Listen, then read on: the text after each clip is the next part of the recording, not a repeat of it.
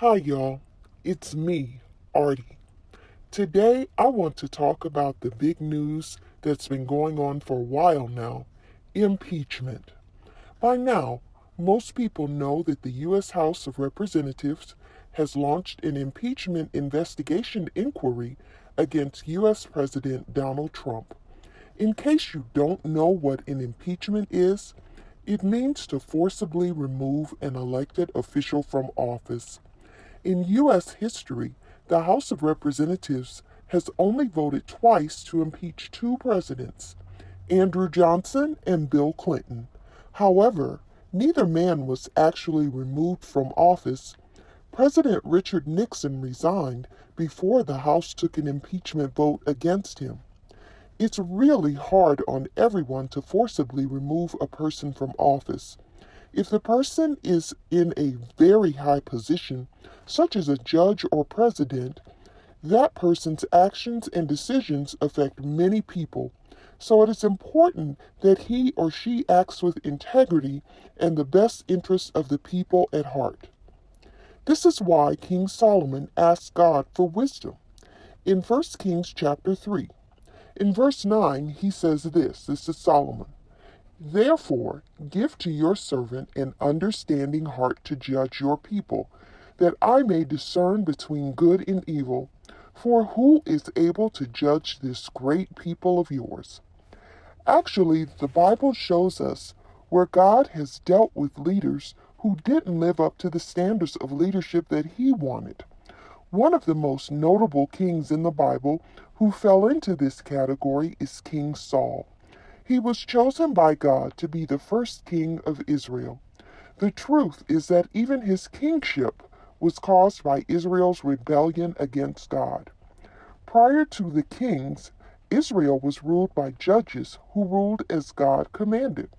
But the Israelites grew tired of being led by God and demanded a king so that they could be like the other countries around them who had kings.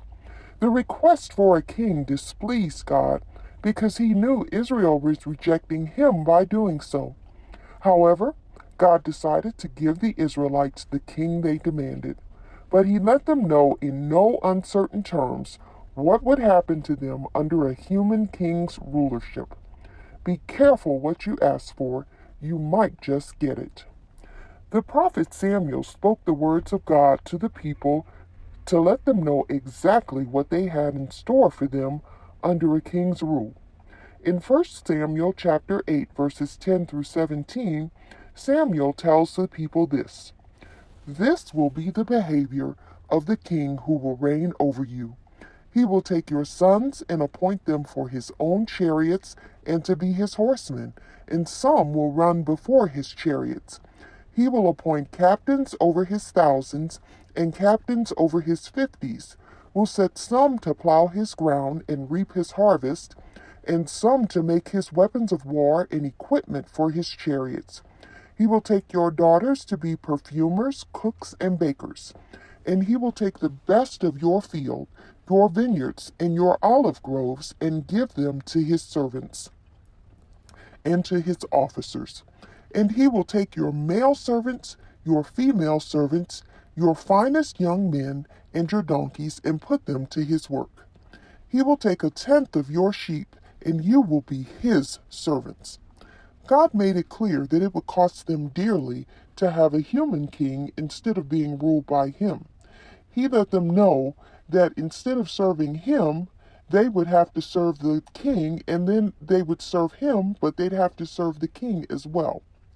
So God went ahead and chose a king for them from among the Israelites. His name was Saul, and he was a tall, good-looking young man.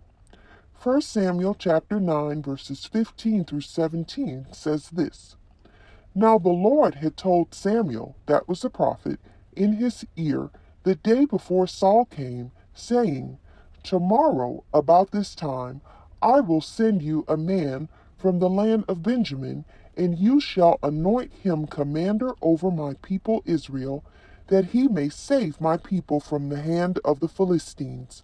For I have looked upon my people, because their cry has come to me.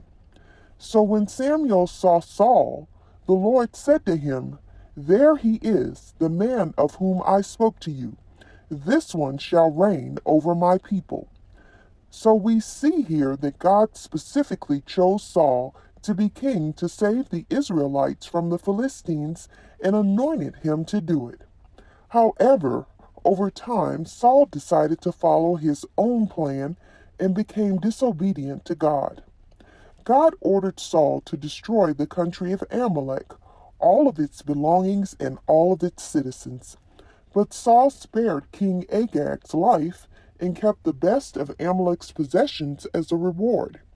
Later, Saul tried to make a sacrifice to God that only the priests were designated by God to do.